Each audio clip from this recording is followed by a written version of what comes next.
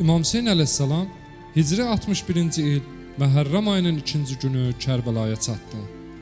O çadırların harada qurulacağını özü təyin etdi. İmam Hüseyn əleyhissalam çadırları Fərat çayından bir qədər aralı, qumlu və açıq bir ərazidə təpəyə yaxın bir yerdə qurulmasına göstəriş verdi.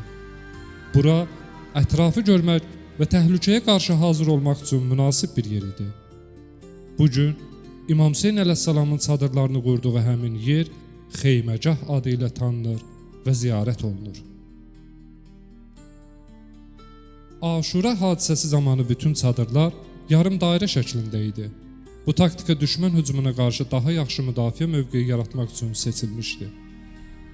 Xanımların və uşaqların çadırları bir qədər arxada, İmam Hüseyn əleyhissalamın çadırına yaxın yerləşdirilmişdi. İmamın çadırı isə mərkəzdə idi və ora məclislər üçün istifadə olunurdu. Araşdırmalara görə İmam Hüseyn əleyhissalamın karvanında təqribən 60 çadır qurulmuşdu. Çadırlar arasındakı məsafə təxminən 2 metr idi. Ümumi düzlük 180 metrlik bir sahəni əhatə edirdi. Aşura günü İmam Hüseyn əleyhissalam şəhid edildikdən sonra düşmən ordusu çadırlara hücum etdi. Xanımların zinət əşyalarını, paltarlarını, atlarını və dəvələrini qarət etdilər. Sanki bir-birindən irəlidə olmaq üçün talan etmədə yarışdılar. Bütün çadırlar yandırıldı. İmam Səccəd əleyhissalam və xanımların olduğu sonuncu çadırda düşmən ordusu tərəfindən alova büründü. Tarixi mənbələrdə Xeyməcahın ilk dövrlərdə xüsusi bir bina şəklində olmadığı qeyd edilir. Xeyməcahda ilk kiçik binanı Seyyid İbrahim Mucəbin nəslindən Seyyid Əbdülmömin dədə tikmişdi. O binanın ətrafında xurma ağacları əkmiş və sonradan bu bağça Dədə Bağı adı ilə tanınmışdı. Daha sonra miladi 1587-ci ildə Kərbəla şairi Cahan Kəlami bu binanı bərpa edib genişləndirmişdi. Bəzi tarixi mənbələrdə Xeyməcah əvvəllər İmam Zeynəl-Abidin məqamı kimi tanınırdı. Son dövrlərdə İraq dövlətinin müqəddəs ziyarətgahların bərpası komitəsi tərəfindən Kərbəlada ziyarətgahların bərpası ilə yanaşı Xeyməcahın da yenidən qurulması həyata keçirildi. Bu gün Xeyməcahda Aşura gününün xatirəsini anmaq üçün xüsusi ziyarət məqamları yaradılıb. Xeyməcahın memarlıq tərzi yenilənib və burada kiçik zəriflər yerləşdirilib. Müqəddəs ziyarətgaha daxil olarkən iki yerdə sağ və sol küncdə Həzrəti Əbəlfəzl Abbasın xeyməsini xatırladan zəriflə qarşılaşırsan. İki yerdə ona görə xatırlanır ki, bəzi rəvayətlərə görə Həzrəti Abbasın Aşura günü iki xeyməsi olub. Biri İmam Hüseyn əleyhissalamın çadırına yaxın idi. Burada onun bayraqdarlıq vəzifəsini yerinə yetirdiyi, imamın xidmətində olduğu deyilir. Digəri isə su gətirmək üçün hazırlaşdığı yer idi. Bəzi mənbələrdə qeyd edilir ki, bu çadır su tuluqlarının saxlandığı və uşaqlar üçün su gətirmək üçün nəzərdə tutulmuşdu.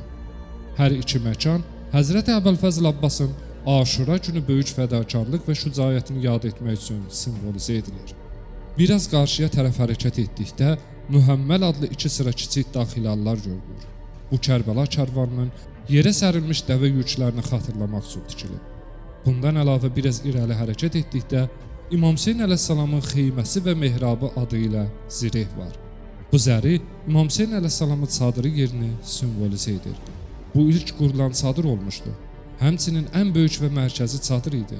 Burada məsləhətləşmələr aparılır, döyüş planları müzakirə edilirdi.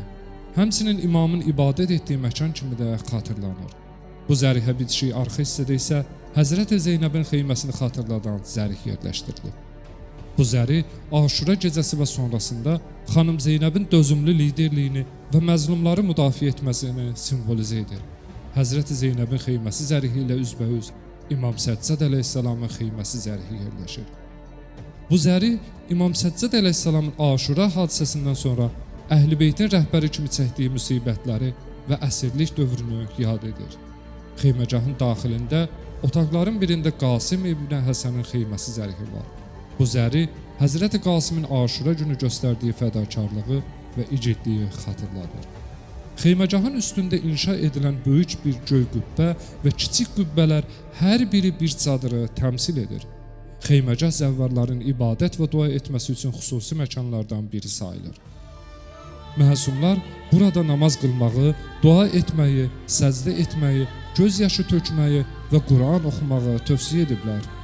İmam Sadiq əleyhissalam buyurur: Xeyməcahda dua edən şəxs sanki İmam Hüseyn əleyhissalam ilə birgə dua etmiş kimidir. Digər hədisdə İmam Cəfər Sadiq əleyhissalam buyurur: Hər kim xeyməcahda İmam Hüseyn əleyhissalamın torpağına səcdə etsə, Allah ona 1000 şəhidin savabını yazar. İmam Hüseyn əleyhissalam və əshabı Aşura gecəsi xeymələrdə Quran oxuyublar. Bu səbəbdən xeyməcahda Quran oxumaq və xüsusilə Yasin, Mulk və Duxan surələrini tilavət etmək tövsiyə olunur. Bu gün Kərbəla ziyarətinə gələn bütün zəvvarlar xeyməcahı ziyarət edərək Aşura gününün xatirəsini yad edirlər. Allah bütün arzusunda olanları Kərbəlanın ziyarətindən məhrum etməsin.